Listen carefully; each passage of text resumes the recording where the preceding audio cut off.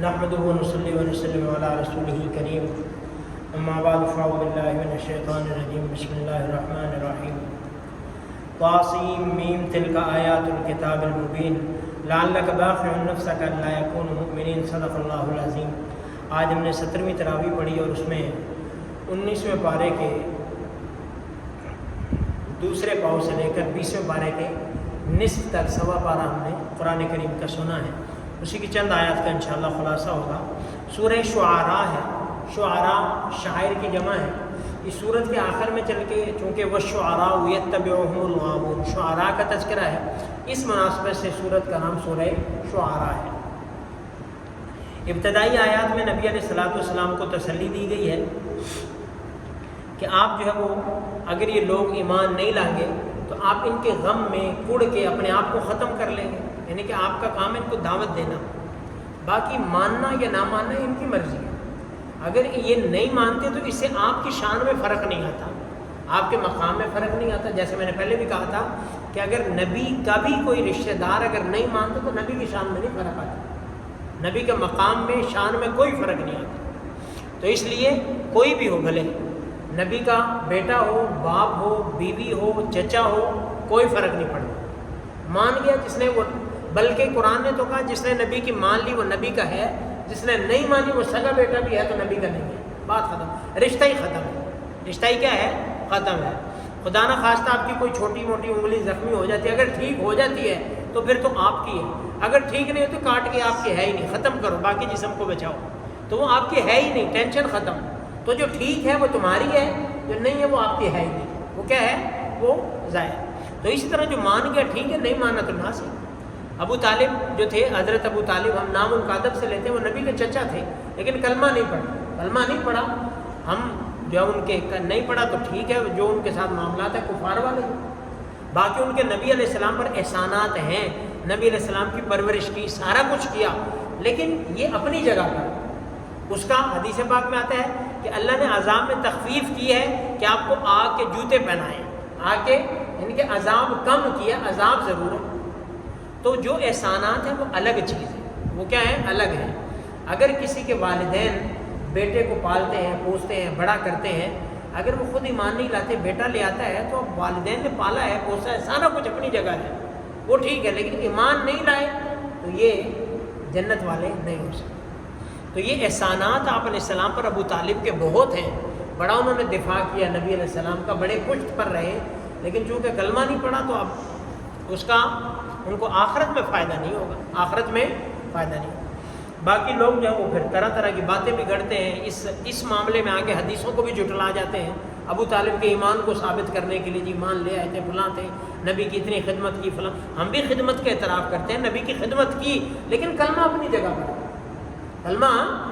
اب مثال کے طور پر اگر موسیٰ علیہ السلام کا ہی لگا لیں، ہم آگے واقعہ آ رہا ہے موسیٰ علیہ السلام کی پیدائش سے لے کر جوانی تک، تو موسیٰ علیہ السلام کو پالا کس نے تھا؟ فرعون نے اور ان کی بیوی نے۔ بچپن سے لے کر بڑے ہونے تک کیا، سارا کچھ ہوا، لیکن چونکہ فرعون کی بیوی نے موسیٰ علیہ السلام پر ایمان لے آئے تو ٹھیک ہو گیا، فرعون نہیں لایا تو موسیٰ علیہ السلام کا پالنا پوسنا اس کو کوئی فائدہ نہیں دے گا، اس کو کوئی فائدہ نہیں دے گا۔ تو ایمان اپنی جگہ پر ہے، باقی احسانات کیا ہیں؟ اپنی جگہ پر۔ تو خیر آپ علیہ السلام کو تسلی دی، اگر یہ ایمان نہیں لاتے تو آپ پریشان نہ ہوں، آپ نے پہنچا دیا، آپ کا فریضہ ادا ہو گیا، آپ باقی ان کے ٹینشن نہ لیں۔ آگے یہ پھر آگے ہے وَإِذْ رَبُّكَ مُوسَىٰ أَنِ ائْتِ الْقَوْمَ الظَّالِمِينَ، کہ جب اللہ نے کہا کہ ظالم قوم کے پاس جا، اور وہ کون ہے؟ قوم فرعون ہے، ان کو ڈرا۔ تو موسیٰ علیہ السلام نے پھر بتایا کہ یا اللہ میرے سے ایسی ایسی غلطی ہو گئی تھی، میں نے جب وہ ان کے ایک ان کا بندہ مر گیا تھا اور فلاں فلاں، تو وہ اللہ نے تسلی دی کہ آپ ٹینشن نہ لو، تم جاؤ دعوت دو ان کو۔ پھر موسیٰ علیہ السلام خیر گئے، فرعون کو دعوت دی، پھر اس نے وہ مقابلہ بازی، جادوگر بلا لیے سارا، اور پھر اللہ نے آپ کو فتح دی، جادوگر بھی مسلمان ہو گئے اور وہ سارے۔ تو یہ اس کا تذکرہ ہے۔ آگے موسیٰ علیہ السلام کا کہ آپ جو ہے وہ اپنے بندوں کو لے کر نکل جاؤ، اپنے بنی اسرائیلیوں کو لے کر نکل جاؤ، پھر آپ وہ نکل گئے، اس کا ذکر ہے۔ ابراہیم علیہ السلام کا ذکر ہے، ابا کو دعوت دی، ابا سے پوچھا آپ کس کی عبادت کرتے ہو، وہ سارا بار بار گزر چکا ہے، ریپیٹ ہو رہا ہے۔ تو آگے نوح علیہ السلام کا تذکرہ ہے، نوح علیہ السلام نے اپنی قوم کو دعوت دی، جنہوں نے مان لیا ٹھیک ہے، نہیں مانا تو اللہ کیا کہتا ہے؟ ہم نے ان کو غرق کر دیا، ہم نے ان کو کیا ہے؟ غرق کر دیا۔ قوم عاد کا تذکرہ، قوم سمود کا تذکرہ، قوم لوط کا تذکرہ، قوم شعیب کا تذکرہ، یہ سارے وہ ہیں جنہوں نے نہیں مانا، اللہ نے عبرت کے لیے ان کا تذکرہ کیا ہے، عبرت کے لیے ان کا تذکرہ کیا۔ آگے وہی آیت آگے وَالشُّعَرَاءُ يَتَّبِعُهُمُ الْغَاوُونَ، کہ نبی علیہ السلام کو مشرکین جیسے آپ علیہ السلام کو شاعر کہتے تھے، یہ تو شاعر ہے اور یہ جو کلام ہے یہ شعر ہے، یہ کیا ہے؟ شعر ہے۔ تو اللہ نے جواب دیا نہیں، یہ شاعر نہیں ہے، شعراء تو ایسے بیچارے بھٹکے ہوئے ہوتے ہیں، نبی علیہ السلام شاعر نہیں ہے اور ان کی کتاب شعر نہیں ہے، یہ تو اللہ کا کلام ہے۔ شاعر تو عام طور پر کیا ہوتا ہے؟ ایک تخیلاتی دنیا میں بس رہے ہوتے ہیں، شاعر کیا ہوتے ہیں؟ تخیلاتی دنیا میں ہوتے ہیں، ہر چیز کی وہ انتہاؤں تک پہنچے ہوتے ہیں، کسی کے چہرے کو جو ہے وہ تشبیہ دینی ہے تو چاند تک لے جاتے ہیں، سورج تک لے جاتے ہیں، بالوں کو تشبیہ دینی ہے تو کہاں سے کہاں، تو ایک تخیلاتی دنیا میں بیچارے ملنگ لوگ ہوتے ہیں، ان کا تو ان کو نبی علیہ السلام سے تشبیہ دینا۔ باقی شعر و شاعری جو غلط ہے وہ منع ہے اسلام میں، اچھی شعر و شاعری ہے تو اس کی اجازت ہے، جیسے سیدنا حسان بن ثابت رضی اللہ تعالیٰ عنہ، وہ نبی علیہ السلام کے نعت گو تھے، شاعر تھے، شعر کہتے تھے، اچھے شعر ہوں تو اس کی حوصلہ افزائی ہے، باقی غلط شعر ہوں، عشقیاں ہوں، غزلیاں ہوں، فلاں فلاں ہوں اور کفریہ شرکیہ بھی آتے ہیں تو یہ کیا ہے؟ یہ غلط ہے، یہ گناہ ہے۔ باقی حدیث پاک میں ان من الشعر لحکمہ، کہ شعروں میں اللہ نے دانائی بھی رکھی ہے۔ بسا اوقات ایک چیز جو ہے وہ عام نثر کلام میں اثر نہیں کرتی لیکن شعر میں اثر کرتی ہے، اور بلکہ آپ نے عام طور پر دیکھا ہوگا لوگ بیان سنتے رہتے ہیں، سوتے رہتے ہیں، نعت خوان کوئی نعت پڑھتا ہے تو ایسے جھوم جھوم کر جاتے ہیں، جھوم جھوم، وہ شعر کا اثر ہوتا ہے، شعر کا ایک اپنا کیا ہے؟ اس میں تاثیر ہوتی ہے۔ تو بہرکیف ان من الشعر لحکمہ، تو یہاں پہ یہ سمجھ آ گئی کہ عام شاعری مضمون بری ہے، کوئی اشکیہ، غزلیہ، فلاں ڈھینگ کفریہ، یہ تو باقی اچھی ہو تو اس میں کوئی برائی نہیں۔ آگے سورہ نمل ہے، نمل میں چونکہ نمل چونٹی کو کہتے ہیں، سلیمان علیہ السلام کی اور چونٹی کے مکالمے کا ذکر ہے، اس لیے سورت کا نام کیا ہے؟ سورہ نمل ہے۔ اللہ نے داؤد علیہ السلام کو اور سلیمان علیہ السلام کو پرندوں کی بولیاں سکھائی تھی، اللہ نے آپ کی بادشاہت انسانوں پر، جنات پر، ہواؤں پر، پرندوں پر، ہر چیز پر آپ کی حکومت تھی۔ آپ ہوا کو حکم دیتے، ہوا چلی رہی، جب آپ نے کھانا تیار کیا کہ ہوا چلتی رہے، تخت کو اڑا دے، جو بھی کہیں آپ، جنات کو کام پہ لگایا ہوا ہے سلیمان علیہ السلام نے۔ آگے 22ویں پارے میں آ رہا ہے کہ ان سے بیت المقدس بنوائی اور ہر ایک مخلوق سے جو ہے وہ کام لے رہے تھے، ان کی بولیاں، اور ہدہد کی حاضری کا ذکر ہے کہ ایک دفعہ نہیں تھا تو فرمایا یہ کہاں گیا، یہ آئے گا تو میں اس سے پوچھوں گا، اگر کوئی سالڈ ریزن دیا اس نے اپنے غائب ہونے کا پھر تو ٹھیک ہے، وگرنہ اس کو میں ذبح کر دوں گا۔ پرندوں کی حاضریاں ہو رہی ہیں، تو یہ اللہ نے سلیمان علیہ السلام کو ایسی بادشاہت ہے اور حکومت دی تھی۔ تو چونٹی نے کہا تھا کہ سلیمان علیہ السلام کا لشکر آ رہا تھا کہ یا ایھا النمل ادخلوا مساکنکم، اے چونٹیوں اپنے بلوں میں داخل ہو جاؤ کہ سلیمان اور اس کا لشکر ہے تمہیں روند نہ ڈالے اور اسے پتہ بھی نہیں چلے۔ اب یہاں چونٹی چل رہی ہے، انسان چلے جائیں تو روندی جائیں گی، انہیں پتہ بھی نہیں چلے۔ تو وہ سلیمان علیہ السلام نے اس کی بات کو سن لیا اور سمجھ لیا، کیونکہ اللہ نے سلیمان علیہ السلام کو یہ، پھر سلیمان علیہ السلام کے ساتھ اس کا مکالمہ ہوا۔ آگے بلقیس کا ذکر ہے۔ بلقیس کے ہدہد نہیں بتایا تھا کہ میں نے ایسی قوم دیکھی ہے جس نے عورت کو سجدہ کرتے ہیں، ان کی عورت ہے اور وہ بڑی ہوا ہے، شاہانہ طریقے سے رہتی ہے، اس کو سجدہ کرتے ہیں۔ پھر سلیمان علیہ السلام نے اس کو خط لکھا تھا، انہ من سلیمان وانہ بسم اللہ الرحمن الرحیم، سلیمان علیہ السلام کی طرف سے ہے، اللہ کے نام سے جو بڑا مہربان رحم، نہایت رحم کرنے والا ہے، اور وہ سارا اللہ تعالیٰ علیہ واتون مسلمین، کہ مسلمان بن کر حاضر ہو جاؤ، میرے پاس آ جاؤ۔ اب جب اس کے پاس خط پہنچا، اس نے اپنے مشیروں سے مشورہ کیا کہ یہ لیٹر میرے پاس ہے، کیا کرنا چاہیے۔ مشیر آپ کو پتہ ہے شاہ سے زیادہ شاہ کے وفادار ہوتے ہیں، انہوں نے کہا ہم بڑے طاقتور ہیں، دیکھ لیں گے ہم، کرو مقابلہ۔ انہوں نے کہا سمجھ کے، جس طرح میں نے کہا نا بیوقوف نہ بن، سمجھ سے کام لے کہ جب بادشاہ، بڑے بڑے بادشاہ، ان الملوک اذا دخلوا قرية افسدوها، جب بڑے بڑے بادشاہ کے داخل ہوتے ہیں نا، ایسے فساد مچاتے جاتے ہیں، سارا تباہ ملیہ میٹ کر دیتے ہیں، ہوش سے کام لے، کوئی معمولی بندہ نہیں ہے۔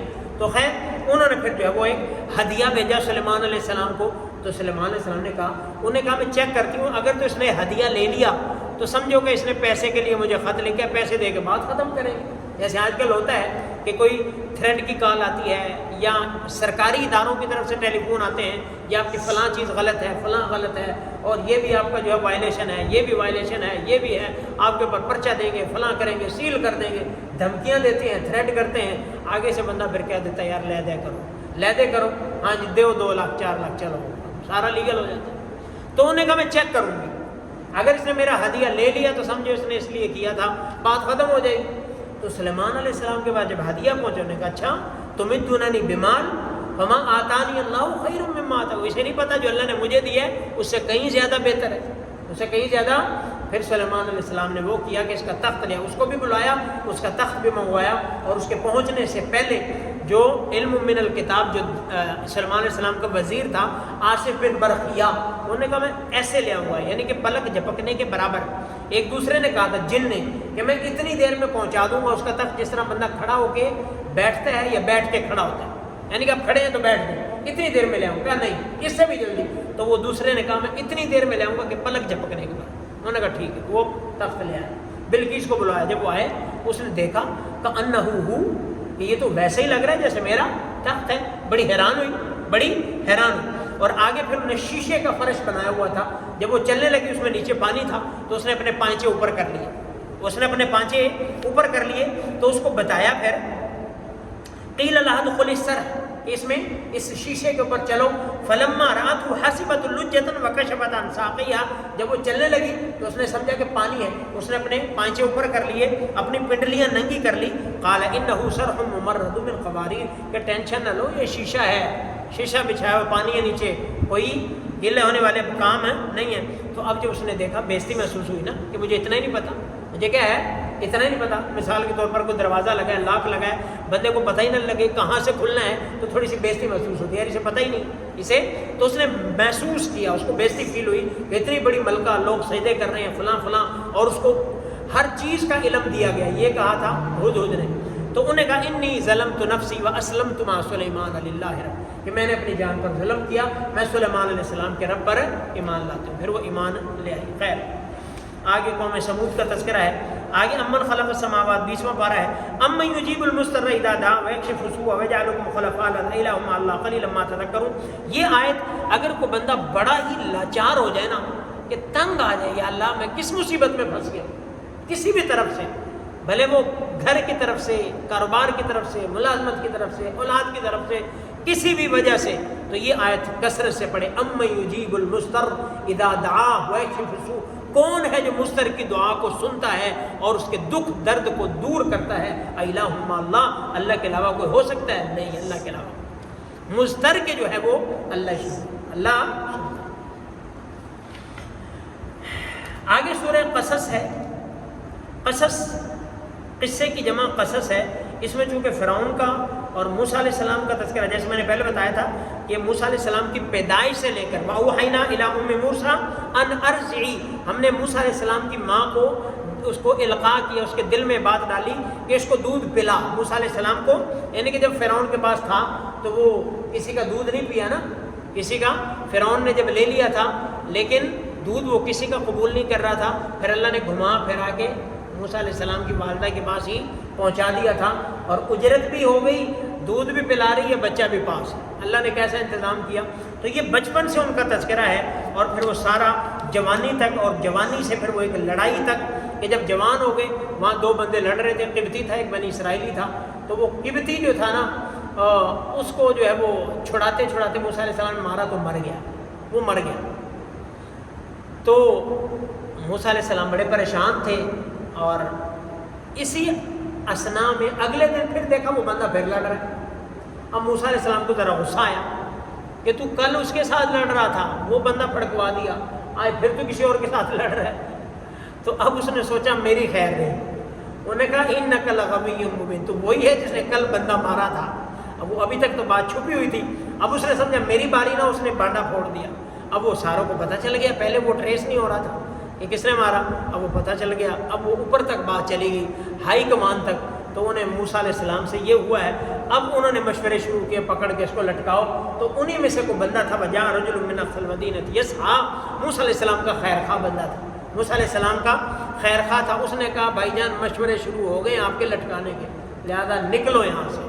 تو موسیٰ علیہ السلام پھر وہاں سے نکل گئے، پھر مدین گئے، راستے میں پھر وہ شعیب علیہ السلام کی بیٹیوں کا واقعہ ہوا کہ وہ کھڑی تھی پانی کنویں کے، جب وہ کنارے پہ لوگ پلا رہے تھے، بھر رہے تھے، وہ آرام سے کھڑی تھی، لوگ بھر کے جا رہے تھے. موسیٰ علیہ السلام نے پوچھا ما خطبکما, تمہارا کیا سٹوری ہے, پانی کیوں نہیں بھر رہے؟ انہوں نے کہا جب سارے چلے جاتے ہیں نا, خالی ہو جاتا ہے, پھر ہم بھر کے لے جاتے ہیں. ابا ہمارا بوڑھا ہے, وابونا شیخ کبیر, ابا جان ہمارے بوڑھے ہیں, ہم لڑکیاں ہیں, تو لہذا جب سارے مرد شر سارے چلے جاتے ہیں پھر ہم بھر کے لے جاتے ہیں. تو موسیٰ علیہ السلام نے ان کو بھر کے دیا کہ جاؤ تم تو جاؤ, تم ٹائم سے. جب وہ ٹائم سے چلی گئی, آج کیا وہ جلدی آ گئے. انہوں نے بتایا کہ ایسا ایسا نوجوان تھا اور بڑا امانت دار تھا اور بڑا یعنی کہ شرم و حیا والا تھا. تو ایک بیٹی نے مشورہ دیا کہ آپ اس کو اپنا ملازم رکھ لیں, کہ امانت دار بھی ہے, طاقتور بھی ہے. ملازم کے لیے دو ہی چیزیں, امانت دار مل جائے اور کام کرنے والا ہو, یعنی کہ کام چور نہ ہو اور ویسے چور نہ ہو. تو ملازم میں اگر یہ صفت ہو تو بڑا اچھا ہوتا ہے. انہوں نے کہا ٹھیک ہے, اس کو بلا کے لاؤ. پھر وہ بلانے گئی, بلا کے آئی, اور پھر شعیب علیہ السلام سے اور موسیٰ علیہ السلام کی آپس میں بات چیت ہوئی. تو موسیٰ علیہ السلام نے کہا میں اپنی بیٹی کا نکاح آپ سے کرنا چاہتا ہوں, اپنی بیٹی کا. یہاں سے ایک بات یہ بھی پتہ چلی, ہمارے معاشرے میں, ہمارے ماحول میں آج کے لیے ہوتا ہے کہ جو بیٹی والے ہیں جی وہ رشتہ لے کے نہیں جاتے, بیٹے والے آئیں رشتہ لے کے. بیٹے والے تو بیٹی والے کو بھی رشتہ لینے میں کوئی حرج نہیں ہے. بیٹی والا اگر کہہ دے کوئی اچھا مناسب لگے لڑکے کا رشتہ تو وہ کہہ دے, تو اس میں کوئی حرج والی بات ہے نہیں ہے. تو شعیب علیہ السلام نے بارکیف ان سے نکاح کر دیا, نکاح ہو گیا. 8 سال ان کی خدمت کی. اس کے بعد پھر وہ جا رہے تھے, پھر وہ کوہ طور پر گئے, وہاں پہ آگ لینے کے لیے. پھر وہاں پہ معجزہ مل گیا, اور الکی اصحاب والا وہ سارا کا سارا پھر آگے ان کا تذکرہ ہے. وما اوتیتم من شیء فمتاع الحیات الدنیا وزینۃ وما عند اللہ, کہ یہ جو تمہارے پاس سارا کچھ ہے, جتنا مرضی مل جائے, جتنا مرضی, یہ سارا کا سارا کیا ہے, عارضی ہے. وما عند اللہ خیر وابقا, جو اللہ کے پاس ہے وہ بہتر بھی ہے اور باقی بھی رہے گا اگر تم سمجھو. اور سمجھنے کے لیے کوئی مشکل بھی نہیں ہے, سمجھنے کے لیے کوئی مشکل ہے ہمارے پاس. کتنے اربوں پتی چلے گئے, کوئی ایسا ہو جو اربوں میں دفن ہوا ہو, جو سونے میں دفن ہوا ہو, جو ہیروں میں دفن ہوا ہو, جو اپنی کسی گاڑی میں دفن ہوا ہو, اپنی کوٹھی میں دفن ہوا ہو, بنگلے محل میں دفن ہوا ہو. ہمارے سامنے مثال ہے. خربوں پتی مر گئے, دنیا کا نمبر 1 بھی مر گیا, اور پاکستان کا نمبر 1 بھی مر گیا, اور ایشیا کا نمبر, سارے چلے گئے. کوئی بھی کچھ ساتھ ہے, سارا یہیں چھوڑ کے وہ گیا. بلکہ جب فوت ہو جاتا ہے اولاد کہتی ہے جلدی جلدی نکالیں, جلدی یہاں سے نکالیں. ایک بندہ, وہ کہتے ہیں ایک بندے نے گھر بنایا, نیا گھر بنا رہا تھا. نیا گھر جب تیار ہو گیا, ابھی شفٹ ہونا تھا. ابھی کیا ہے, شفٹ, یعنی کہ جسے کہہ لیں آج کل میں, بس آج کل میں شفٹ ہونا تھا, یا شفٹ ہو چکے تھے بس جانا تھا, جس طرح ہوتا ہے سامان وغیرہ آ گیا. اسی اسنا میں بیچارہ بندہ فوت ہو. بندہ اللہ کو پیارا ہو گیا.